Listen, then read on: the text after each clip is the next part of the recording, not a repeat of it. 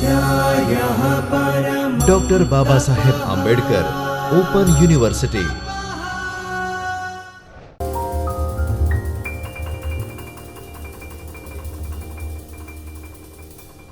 નમસ્કાર મિત્રો, doctor Baba Saheb Ambedkar open યુનિવર્સિટીના ચૈતન્ય સ્ટુડિયોમાં આપ સૌનું સ્વાગત છે.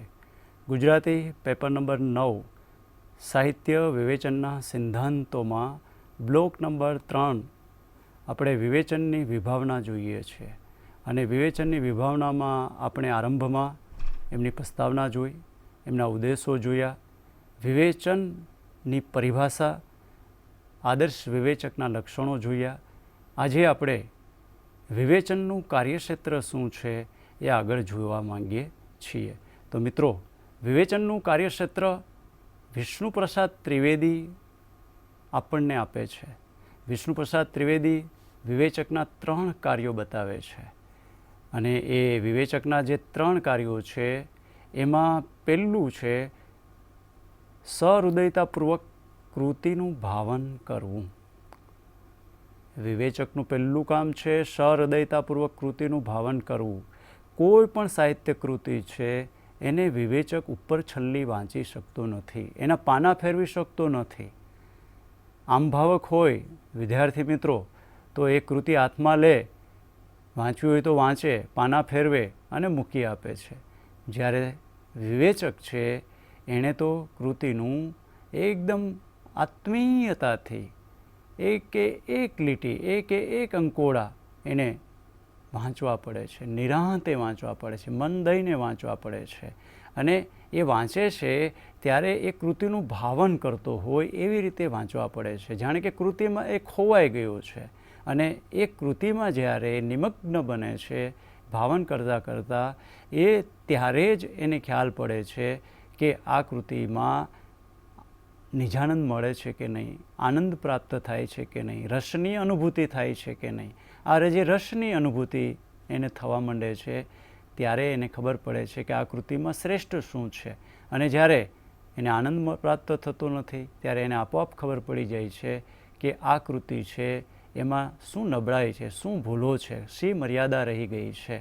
એટલે કે વિવેચક કૃતિનું સહૃદયતાપૂર્વક ભાવન કરતો હોવો જોઈએ. આ એનું પહેલું કામ છે. આપણે બીજું જોઈએ, વિવેચક વિવિધ પદ્ધતિઓથી આલોચના કરે છે. વિવેચકે પ્રથમ પગથિયામાં કૃતિનું સહૃદયતાપૂર્વક ભાવન તો કરી લીધું. એ ભાવન કર્યા પછી એ કૃતિનું વિવેચન કરવા સમયે એ શું કરે છે તો કે એ વિવિધ પદ્ધતિઓ, કે કોઈ કૃતિલક્ષી મૂલ્યાંકન પદ્ધતિથી, કે તુલનાત્મક પદ્ધતિથી, કે ઐતિહાસિક પદ્ધતિથી, કે કોઈ પ્રકારલક્ષી પદ્ધતિથી એનું વિવેચન કરે છે.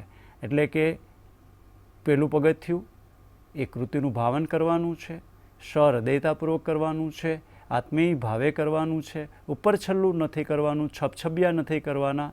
એમાં ઉતરીને, એ ઊંડા ઉતરીને એ વિવેચન કૃતિને ભાવન કરીને પછી એ વિવેચન કૃતિને કોઈ એક પ્રકારથી વિવેચન કરવાનું છે.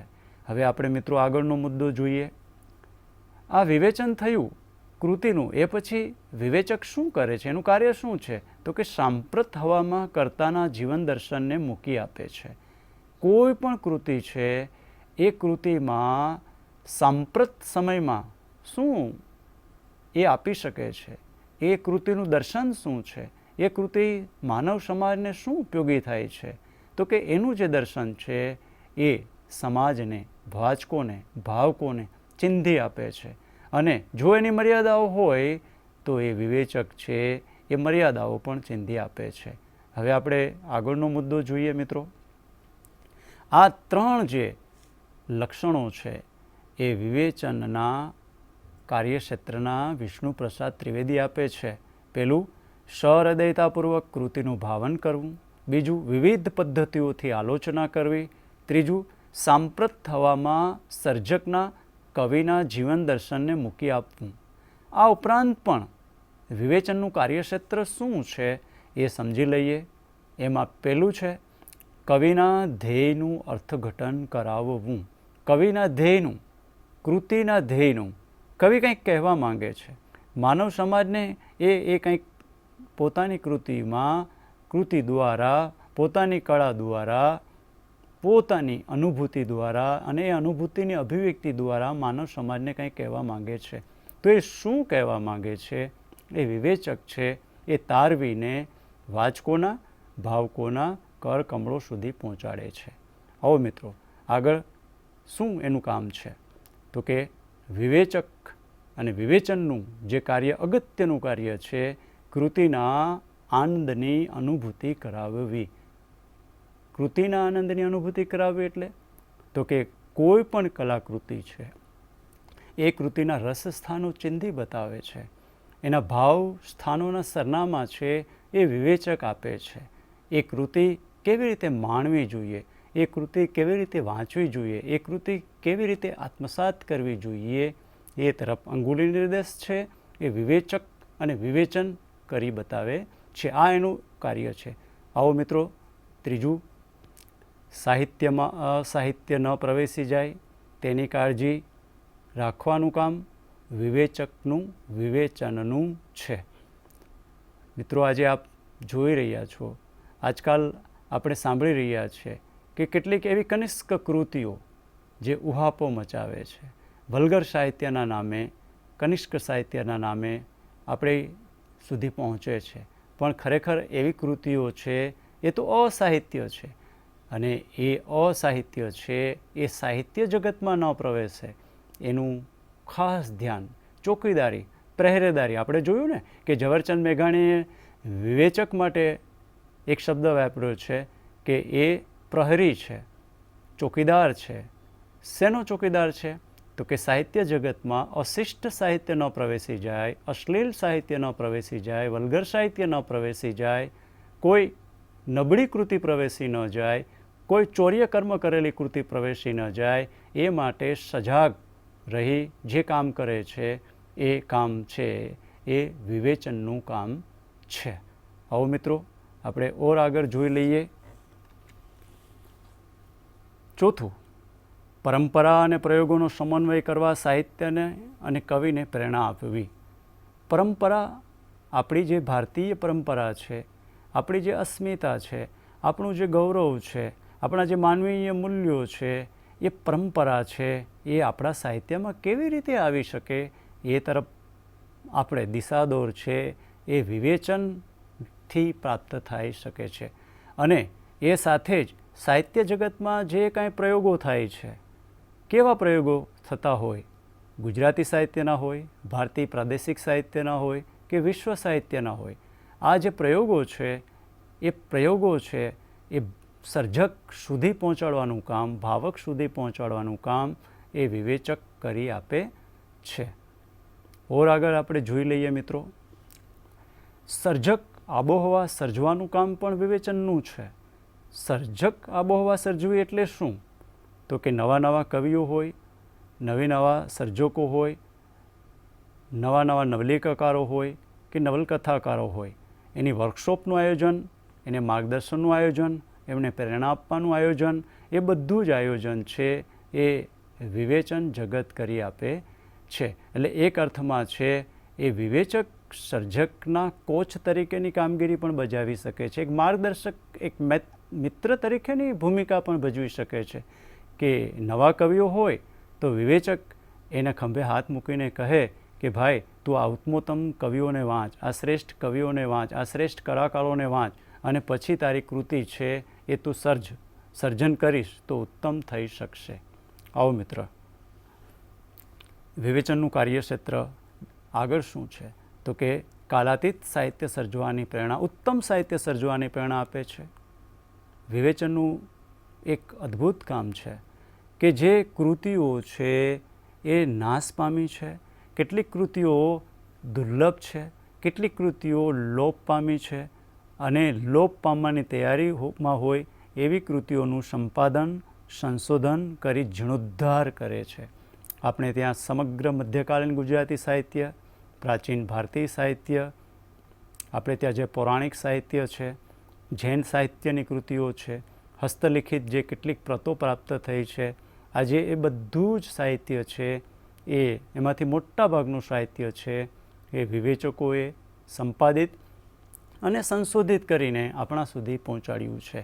આ સંપાદન અને સંશોધન કરવાનું કામ, ધૂળ ધોયાનું કામ એ વિવેચક કરી આપે છે.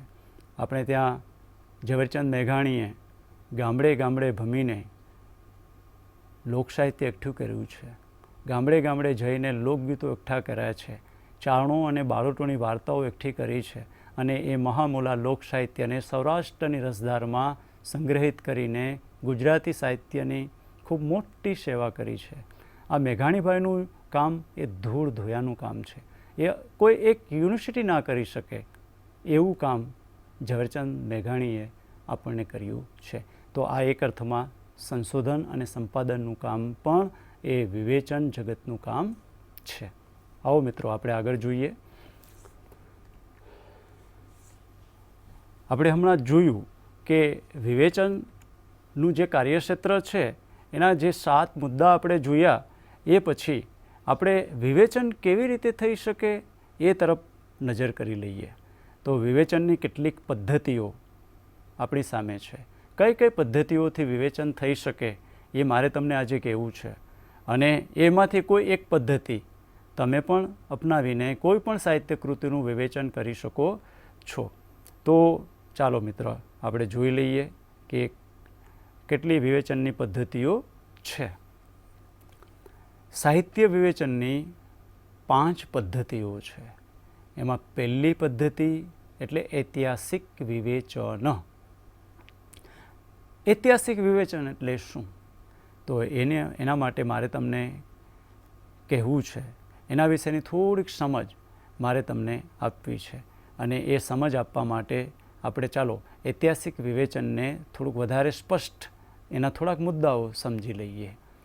સાહિત્યના સમય પ્રવાહને, એના સમય ખંડોને ધ્યાનમાં રાખી જે વિવેચન કરવામાં આવે છે એને ઐતિહાસિક વિવેચન પદ્ધતિ કહેવાય છે. સાહિત્યના સમયને ઐતિહાસિક વિવેચનમાં કઈ કૃતિ છે એ કયા સમયમાં સર્જાણી છે એના સમયખંડને ધ્યાનમાં રાખીને વિવેચક છે એ વિવેચન કરતો હોય છે. અને એ પ્રમાણે જો વિવેચન કરવામાં આવે તો એનું સમયખંડ આપણે જોઈ લઈએ તો એ કૃતિનું વિવેચન કરવા સમયે વિવેચક છે એ થોડોક સહૃદય રહી શકે છે. જેમ કે આપણે ત્યાં પ્રથમ નવલકથા ગુજરાતી સાહિત્યની નંદશંકર તુલજાશંકર મહેતાની આપણે કરણ ઘેલો છે. તો આ કરણ ઘેલો જ્યારે સર્જાય છે એ સમયનું ગુજરાત, એ સમયનો પરિવેશ, એ સમયની માનસિકતા, અને ગુજરાતી સાહિત્યમાં એક પણ નવલકથા નથી સર્જાય એ સમયે જ્યારે કરણ ઘેલો આપણે મળે છે, ભલે પશ્ચિમની અસરથી એ કૃતિ સર્જાય હોય પણ નંદશંકર તુલજાશંકરે નવલકથાનું પ્રથમ પગથિયું આપણે પ્રાપ્ત કરાવ્યું એ છે કરણ ઘેલો. થોડીક મર્યાદાઓ એની હશે પણ જો ઐતિહાસિક સંદર્ભમાં જોઈએ, આપણે એના સમય પ્રવાહના સંદર્ભમાં જોઈએ આપણે તો પ્રથમ જ ઈંટ નવલકથાનું શિલારોપણ કરવાનું કામ એ નંદશંકર તુલજાશંકર મહેતાએ કર્યું.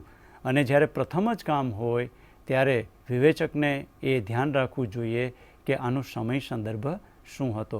તો આ ઐતિહાસિક વિવેચનમાં ખાસ સમય અને એનો સમયખંડ નજરમાં રાખીને ઐતિહાસિક વિવેચન થાય છે. ચાલો મિત્રો આપણે બીજો મુદ્દો જોઈએ.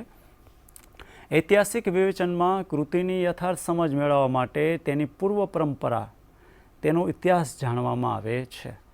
કોઈ પણ કૃતિ કયા સમય સંદર્ભમાં તો સર્જાય છે પણ એ કૃતિની આગળની પરંપરા શું છે એનો ઇતિહાસ પણ જાણવામાં આવે, એને ઐતિહાસિક વિવેચન પદ્ધતિ કહેવાય છે. આગળ ઐતિહાસિક વિવેચનમાં કૃતિના સર્જન સાથે સંકળાયેલી સંસ્કૃતિ, સમાજ અને સાહિત્ય અને એ સાહિત્ય પરંપરાના સંદર્ભમાં મૂકીને વિવેચન કરવામાં આવે છે. યાની કે ઐતિહાસિક વિવેચનમાં સંસ્કૃતિ, ઐતિહાસિક વિવેચનમાં સમાજ અને ઐતિહાસિક વિવેચનમાં સમય, આ 3 પરિમાણને નજરમાં રાખવામાં આવે છે. તો કે કોઈ પણ કૃતિ છે એમાં ઐતિહાસિક રીતે એની સંસ્કૃતિ કેવી રીતે ઝીલાય છે, એનો કયો સમાજ ઝીલાયો છે, કયો સમયખંડ ઝીલાયો છે, એ ઐતિહાસિક વિવેચન પદ્ધતિમાં ખાસ નજરમાં રાખવામાં આવે છે. ચાલો આપણે આગળ જોઈ લઈએ મિત્રો. ઐતિહાસિક પદ્ધતિમાં આ વિવેચનમાં કૃતિ કયા સંજોગોમાં રચાઈ, કયા સંજોગોમાં નિર્માણ પામી છે, કેવા પરિબળો એને અસર કરતા હતા, અને આ કૃતિ કોઈ પણ સાહિત્ય કૃતિ લખવા પાછળનો સર્જકનો હેતુ ખાસ તપાસવામાં આવે છે. એ ઐતિહાસિક વિવેચનમાં ખાસ એ જોવામાં આવે છે કે એનો સમયકાળ છે, એ સમયની માનસિકતા શું છે, એ સમયના અસર કરતા પરિબળો કયા છે, અને એ પરિબળોનો આધાર લઈને વિવેચન કરવામાં આવે છે. આપણે ત્યાં ગુજરાતી સાહિત્યમાં ગાંધી યુગનું જે સાહિત્ય છે, તો ગાંધી યુગનું સાહિત્ય છે એમાં ચોક્કસ લક્ષણો ઝીલાયા છે. ગાંધીયુગીન જે લાક્ષણિકતાઓ છે એ ગાંધીયુગમાં આપણે ઝીલાય છે. અને જો ગાંધીયુગની કૃતિનું વિવેચન કરવું હોય તો ગાંધીયુગના સમયના પરિપ્રેક્ષ્યમાં કરવું પડે છે. તો એ પૂર્વે આપણે જોઈએ કે પંડિત યુગ હતો, તો પંડિત યુગની ચોક્કસ લાક્ષણિકતાઓ છે, અને પંડિત યુગની ચોક્કસ લાક્ષણિકતાઓને નજરમાં રાખીને એ જ પદ્ધતિથી ઐતિહાસિક વિવેચન થઈ શકે છે. પંડિત યુગ પૂર્વે આપણે ત્યાં સુધારક યુગ હતો, તો સુધારક યુગનું જે સાહિત્ય છે એ સુધારક યુગનું સાહિત્યનો ચોક્કસ સમય છે, ચોક્કસ કાળખંડમાં સર્જાયેલું એ સાહિત્ય છે, અને એ યુગના સાહિત્યનું મૂલ્યાંકન જો આપણે કરીએ ત્યારે પણ ઐતિહાસિક પદ્ધતિથી કરીએ તો એમાં એ સમયનો સંદર્ભ યાદ રાખવો જ ઘટે. આપણે ત્યાં મધ્યકાલીન ગુજરાતી સાહિત્યમાં આરંભમાં જ આપણે જોયું કે રાસયુગનું સાહિત્ય હોય. નરસિંહ પૂર્વેનું જે સાહિત્ય છે એના ચોક્કસ લક્ષણો છે. નરસિંહ મહેતા પૂર્વેના સાહિત્યના જે સમયગાળો છે 300 વર્ષનો છે, અને નરસિંહ મહેતા પછીનો જે સમયગાળો છે 1850 સુધીનો મધ્યકાલીન ગુજરાતી સાહિત્યના ઇતિહાસનો, તો એમાં આપણે જોઈ શકીએ છીએ કે એ સમયખંડને ધ્યાનમાં રાખીને વિવેચન કરવામાં આવે છે, તો એની ચોક્કસ લાક્ષણિકતાઓ આપણને મળી આવે છે. તો આ થયું ઐતિહાસિક વિવેચન, અને એ કૃતિના નમૂના તરીકે આપણે મધ્યકાલીન ગુજરાતી સાહિત્યનો ઇતિહાસ લઈ શકીએ, આપણે અર્વાચીન ગુજરાતી સાહિત્યનો ઇતિહાસ લઈ શકીએ, અથવા તો આપણે સાંપ્રત સમયમાં જે સર્જાતું સાહિત્ય છે એની વિશિષ્ટતા જો આપણે તારવવી હોય તો ઐતિહાસિક પરિપ્રેક્ષ્યમાં આપણે ઐતિહાસિક મૂલ્યાંકન પદ્ધતિથી તારવી શકીએ છીએ. આવો મિત્રો આપણે બીજી પદ્ધતિ જોઈએ. ઐતિહાસિક પદ્ધતિ પછી વિવેચનની બીજી પદ્ધતિ છે તુલનાત્મક વિવેચન પદ્ધતિ. તુલના, આપણે જેમ કાંટો લઈ અને તોડીએ છીએ એમ તુલના કરવાની છે. તો આ તુલનાત્મક પદ્ધતિમાં શું છે વિદ્યાર્થી મિત્રો? તુલનાત્મક પદ્ધતિ એના થોડાક લક્ષણો છે. પહેલું છે, એક જ કવિની બે કૃતિઓના આધારે વિવેચન થાય છે. તુલનાત્મક પદ્ધતિમાં વિવેચક છે એ કોઈ એક સર્જકની બે કૃતિઓને સામસામે રાખીને પણ વિવેચન કરી શકે છે. જેમ કે પન્નાલાલ પટેલની માનવીની ભવાઈ અને મળેલા જીવ, એ બંને કૃતિનું વિવેચન પણ વિવેચક કરી શકે છે. દર્શકની ઝેર તો પીધા જાણી જાણી અને દીપ નિર્વાણ કૃતિ, એ બંનેને પણ સાથે રાખીને વિવેચન કરી શકે છે. અથવા તો કનૈયાલાલ મુનશીની ઐતિહાસિક નવલત્રયી, ગુજરાતનો નાથ, પાટણની પ્રભુતા અને રાજાધિરાજ, એ ત્રણેય નવલકથાઓને પણ સાથે રાખીને મૂલ્યાંકન કરી શકે છે. અથવા તો આપણે જોઈએ કે ગુજરાતી સાહિત્યના ગંગોત્રી ઉમાશંકર જોશી અને એમનું કાવ્યસંગ્રહ નિશિત, ગંગોત્રી અને નિશિત એવા બે કાવ્યસંગ્રહોને પણ સામસામા રાખીને કોઈ એક જ સર્જકની બે કૃતિઓના આધારે પણ તુલનાત્મક વિવેચન થઈ શકે છે. ધૂમકેતુના બે વાર્તા સંગ્રહોના આધારે થઈ શકે છે, અથવા જોસેફ મેકવાનની બે રેખાચિત્ર ગ્રંથોના આધારે. જોસેફ મેકવાને વ્યથાના વિતક અને વાલના વલખા, તો આ બે જે રેખાચિત્રો ગ્રંથો છે એ રેખાચિત્રોને પણ સાથે રાખીને તુલનાત્મક વિવેચન કરી શકાય છે. તોડવાની જ વાત છે કે કઈ કૃતિ શ્રેષ્ઠ છે, કઈ કનિષ્ક છે. બે વાર્તાઓ, એક જ સર્જકની બે વાર્તાઓનું પણ તુલનાત્મક વિવેચન થઈ શકે છે. એક જ કવિની બે કવિતાઓનું પણ તુલનાત્મક વિવેચન થઈ શકે છે. એક જ કવિ હોય એના બે ખંડકાવ્યોનું પણ વિવેચન થઈ શકે છે. એમ તુલનાત્મક વિવેચનમાં પહેલું જ જે લક્ષણ છે કે એક જ કવિની બે કૃતિઓને આધારે પણ તુલનાત્મક વિવેચન કરી શકાય છે. આ તુલનાત્મક પદ્ધતિ છે એ વિવેચનમાં ખૂબ જ લોકપ્રિય છે. આવો વિદ્યાર્થી મિત્રો આપણે બીજું જોઈ લઈએ. આ પદ્ધતિમાં બે કૃતિઓની તુલના થાય છે અને કૃતિઓમાં શું શ્રેષ્ઠ છે, શું નબળાઈ છે, શું ઉત્તમ છે, શું કનિષ્ક છે, એ તારવી આપવામાં આવે છે. બીજું લક્ષણ જોઈએ તો કે એક જ યુગના બે કવિઓને પસંદ કરીને પણ વિવેચન કરવામાં આવે છે. તુલનાત્મક પદ્ધતિમાં એક જ યુગના બે સર્જકોને અથવા તો બે કવિઓને પણ પસંદ કરીને વિવેચન કરવામાં આવે છે.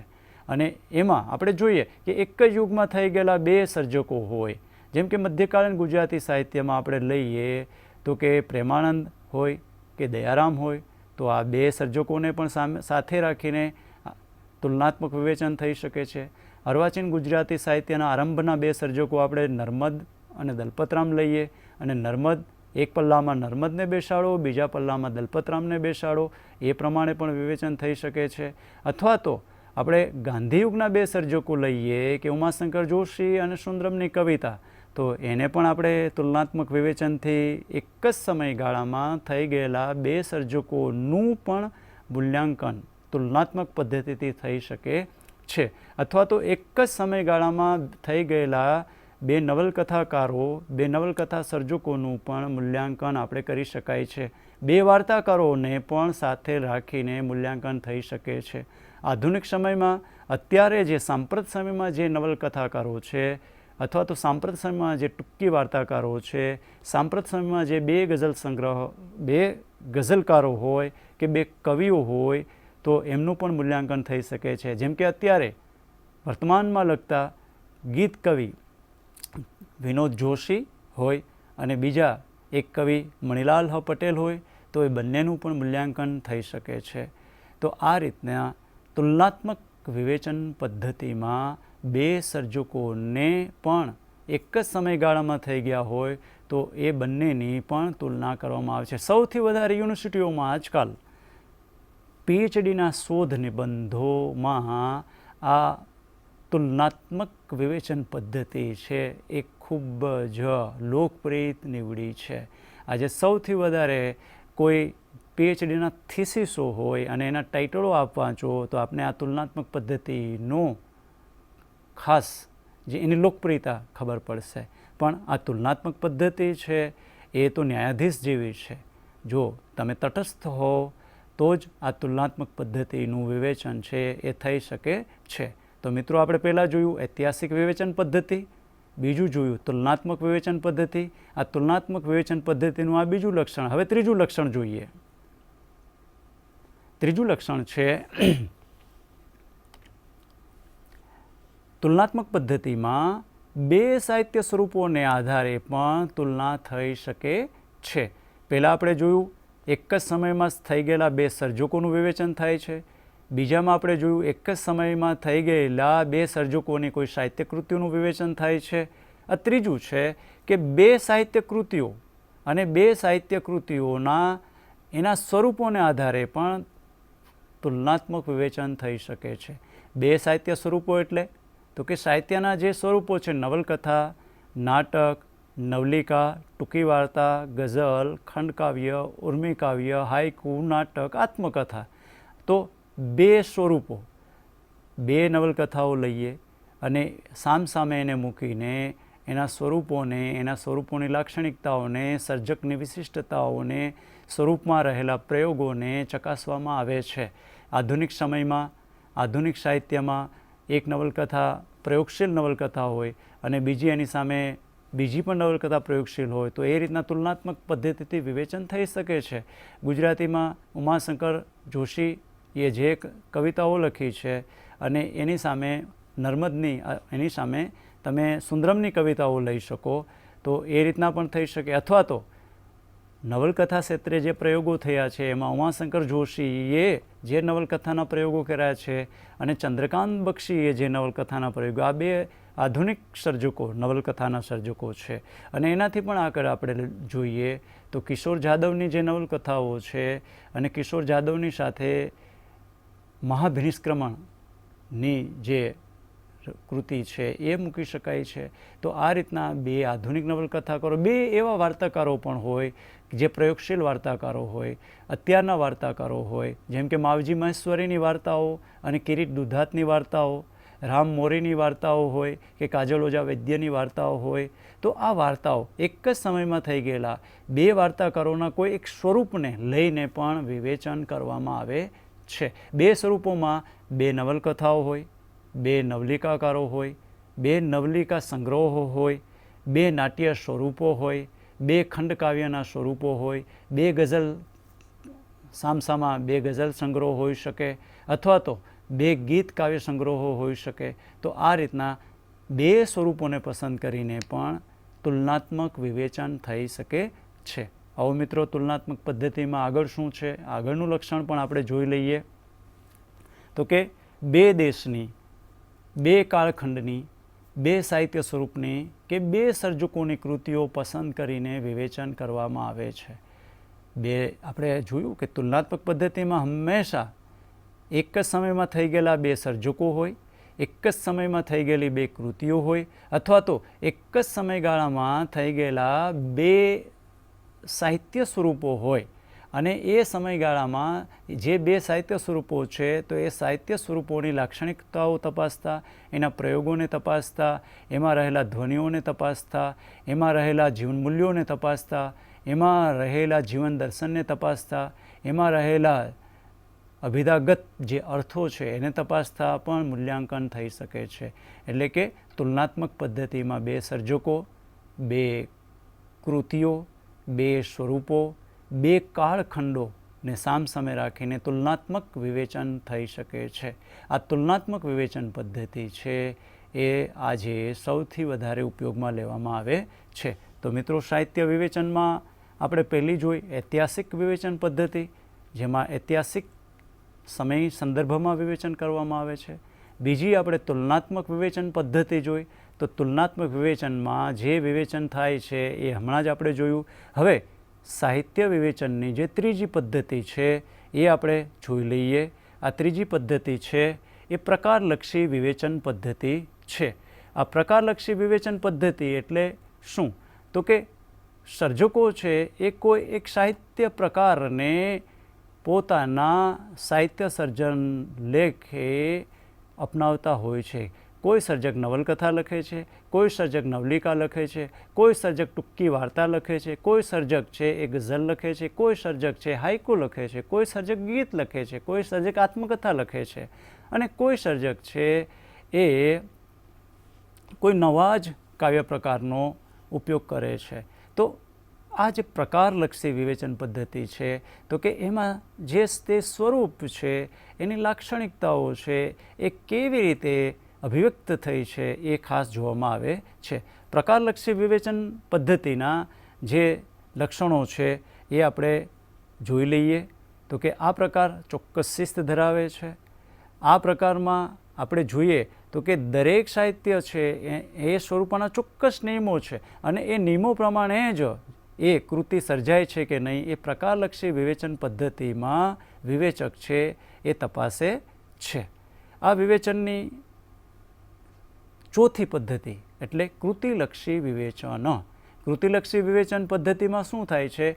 તો કે કોઈ પણ વિવેચક કોઈ એક કૃતિ પસંદ કરે છે અને એ કૃતિને જ કેન્દ્રમાં રાખીને વિવેચન કરે છે. જેમ કે કોઈ વિવેચક છે એ સરસ્વતી ચંદ્રને કેન્દ્રમાં રાખે, કોઈ વિવેચક માનવીની ભવાઈને કેન્દ્રમાં રાખે છે, કોઈ વિવેચક છે એ ઝેર તો પીધા જાણી જાણીને લક્ષ્યમાં રાખે છે, અથવા તો કોઈ વિવેચક છે એ નરસિંહરાવ દિવેટિયાનો કુસુમમાળા કાવ્ય સંગ્રહ નજરમાં રાખીને વિવેચન કરે છે, કોઈ અખાના છપ્પા લઈને વિવેચન કરે છે.